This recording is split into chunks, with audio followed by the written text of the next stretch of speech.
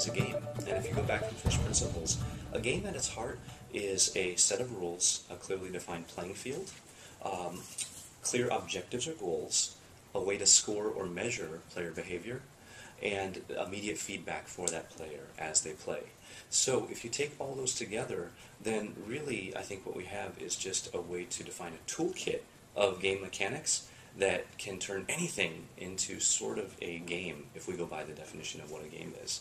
Life is a game. I mean, we're scored on very many different things. We've got certain objectives and goals in many different areas. Imagine you're a credit card company. How are you defining those traits? How do you score people, right? And there's always gaming going on, even in things like credit card scoring. So, at its heart, gamification is a toolkit centered around these rules, measurement, and immediate feedback for players. So, again, back to the metaphor of gamification as a toolkit. Let's look at what the tools are inside. At a basic level, you've got score, right? But even score can be granularly defined as, for example, experience points, or maybe engagement currency there. There are maybe coins or spendable currency that you can use to trade in for prizes or something. I would say there are things like badges and achievements that recognize specific skills or tracks that certain players or customers excel in. There's the notion of leveling up. There are also the sort of category of missions or quests, little activities that you ask players to or customers to embark on to earn more points. There are the social elements like guilds or clans, right? Sort of groups that you ask the consumers to engage in. There are such things as leaderboards for high scores. There's even check-ins. If you take it even a step further, there is a little 2x2 quadrant I like to draw. In game mechanics, you could have solo and multiplayer play, and then there's also synchronous, meaning real-time, or asynchronous. So there's actually 4 different buckets in how you can use these game mechanics, both on time-based play as well as solo versus multiplayer.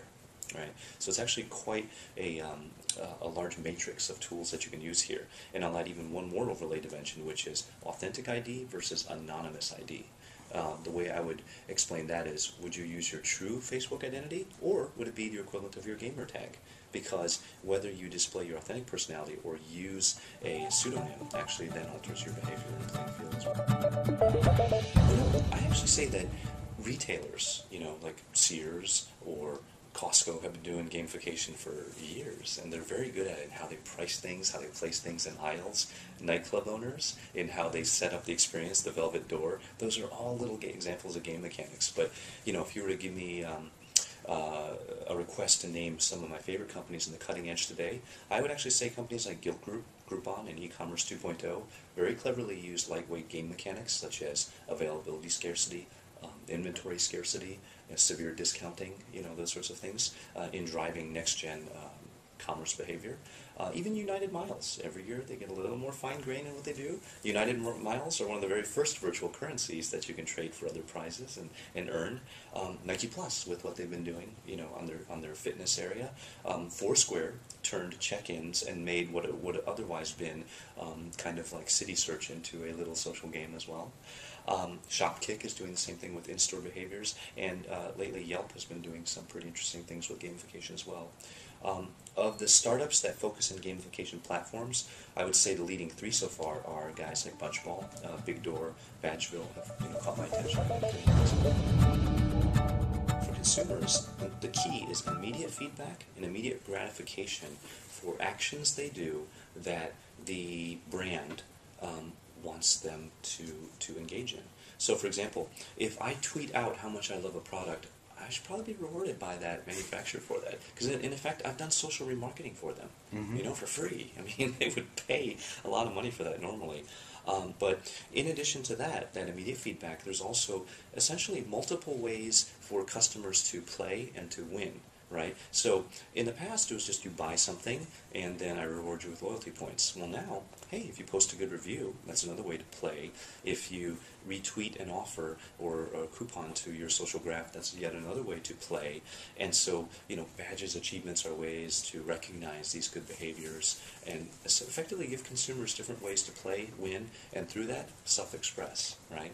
Some people are power customers. They buy on a very frequent basis. Some buy once, but they are very vocal about how they liked it or didn't like it, right? Some have wide social graphs and can influence those in their social graph on decisions and tastes they like. But I would say the last advantage that gamification can offer consumers is very clear objectives and rewards on what a brand is willing to offer you for good behavior, whatever that might be. Right? I don't think they need to understand it, and sometimes maybe the best implementations are so seamless that they don't even know it's at play.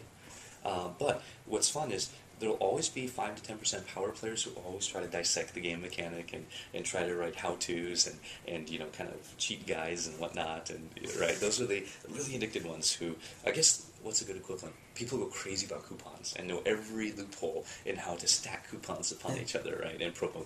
So no, actually, I don't think consumers actually even have to understand game mechanics to benefit from them.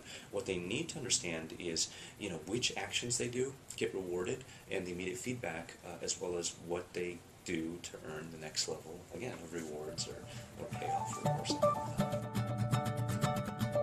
If gamification is well implemented, both sides have to benefit.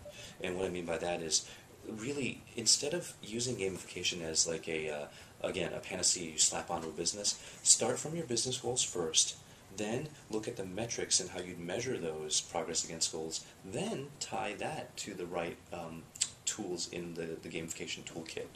And then when you link that to the consumer behaviors, your demographics, your 7 deadly sins, all those root motivators, then the two sides match.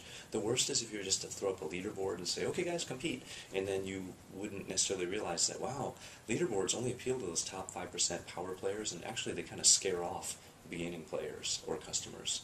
See, that would be an example of a bad use of game mechanics. But sadly, one of the most common, sort of shallowly implemented game mechanics out there.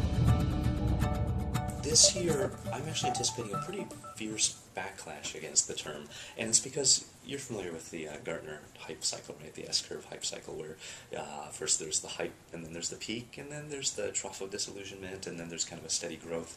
I think we're probably nearing the peak now, and the term has been bandied about so much that I think people are starting to say, what is this stuff? This is all BS.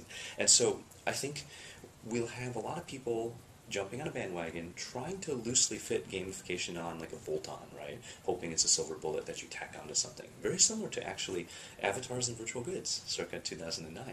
A lot of startups said, we're going to sell avatars and virtual goods, and it's going to be a panacea for advertising. And it didn't work, because just like avatars and virtual goods, game mechanics, gamification is not something you bolt on as a retrofit. You have to kind of design from the ground up to make the compulsion loops work. So what will happen is a lot of people say, it's all BS. And then I think those who pursue it further with a deeper understanding will start to evolve the definition of gamification and give really good case studies for the rest of the market to use, and that's when it really takes off for the next few years. Over these next 3 years, I think we're going to see a shift towards more explicit value exchange, and one way I describe that, I think we're now in what I call the attention economy. We're fighting for every consumer's slice of attention, because in a cloud-based world of infinite choices, just knowing what to look at is more than half the battle. And so I think, instead of ads where you have a message saying, here's my corporate megaphone, and here's my message, and here's why we're great, everything is not just a two-way conversation with a brand, but it's actually an explicit value exchange. If you tell me what you think of my brand, and if you share it with your friends, I will give you this. And I think that's going to be sort of something gamification helps accelerate the shift towards. We're going to see more drive towards transactions. So again, I'm going to show you my brand message, and by the way, there's going to be an offer in there, and using game mechanics like time, scarcity, or discount. If you act on it, you'll get Y, right? So more shift towards transactions. I think we'll have much more real-time feedback, because one of the key tenets of gamification, or games in general, immediate feedback, immediate gratification for every action. So that's what we'll see is brands, services, all companies thinking about, man, how do I give immediate feedback to my customers for behaviors they do, especially those I want to reward, right? I think, lastly, we'll also see a shift towards people thinking about, my consumers can either buy my service or product, or they can earn it. And that's what gamification is about also with virtual currencies. Buy it or earn it.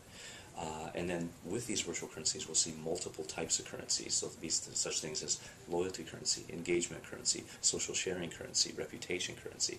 All these things will proliferate as well. And I think together these will drive, loyalty 2.0 and that sort of ongoing deeper customer relationship you have.